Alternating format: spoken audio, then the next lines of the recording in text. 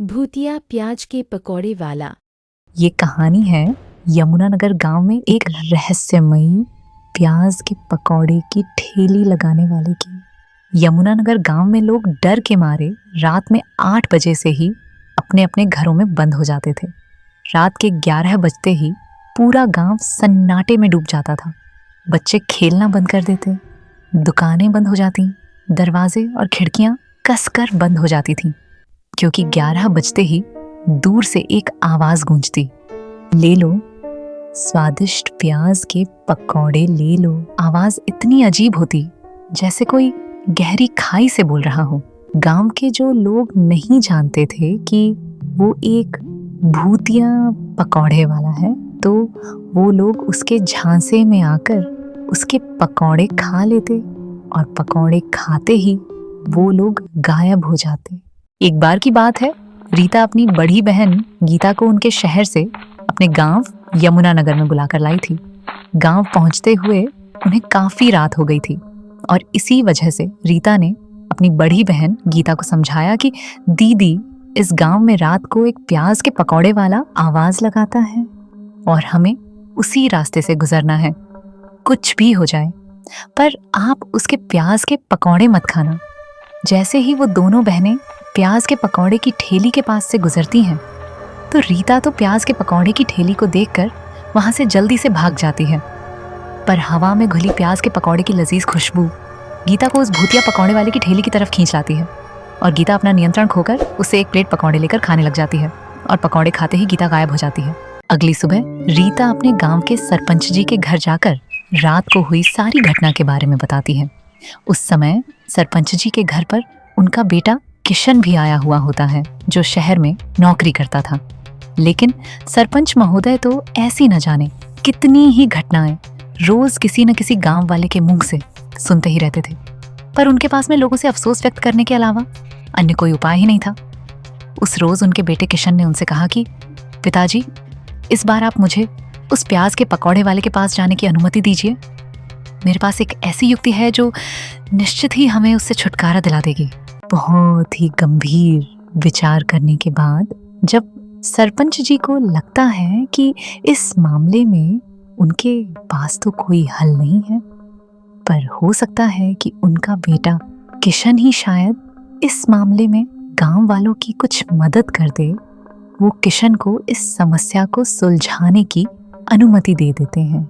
रात में 11 बजते ही किशन अपनी बाइक लेकर उस भूतिया प्याज के पकौड़े वाले के पास जाता है। किशन उससे प्याज के पकौड़े तो लेता है, पर उन्हें खाने के बजाय फेंक देता है।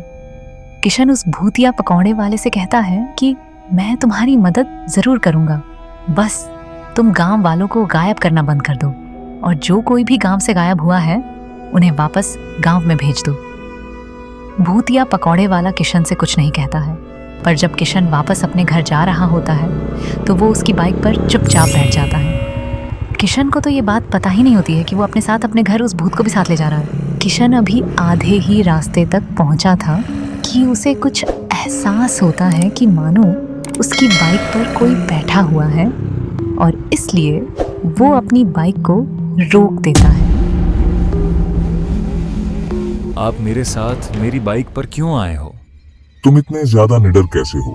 तुम्हारी इस निडरता की वजह से ही मैं तुम्हें गायब नहीं कर पाया।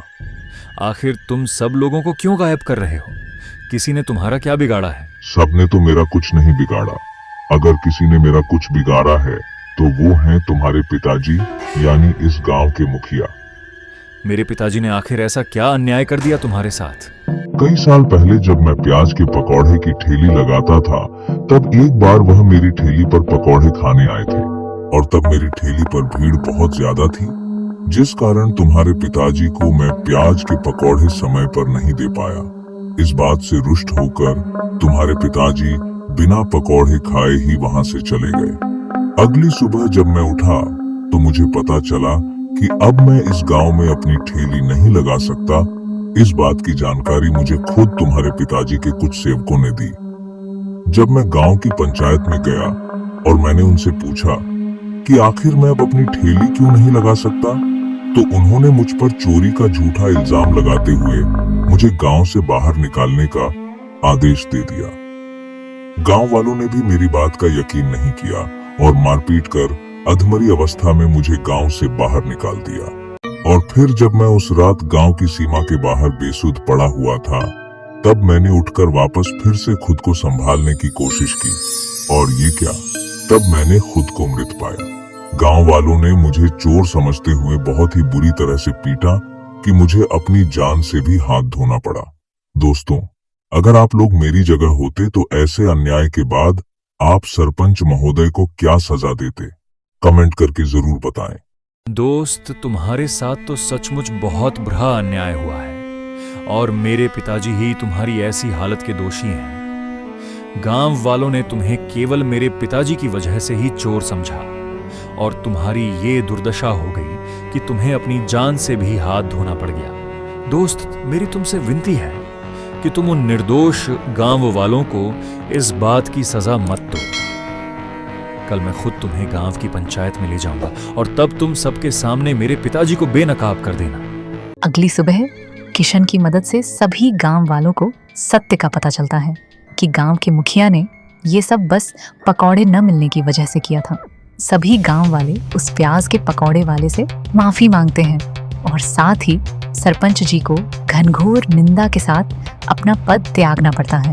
भूतिया पकौड़े वाला अब सभी गायब किए गए गांव वालों को वापस गांव भेज देता है। भूतिया पकौड़े वाले की आत्मा अब हमेशा के लिए मुक्त हो जाती है और यमुनानगर गांव भी घमंडी सरपंच से मुक्त होकर अपने नए सरपंच को चुन लेता है।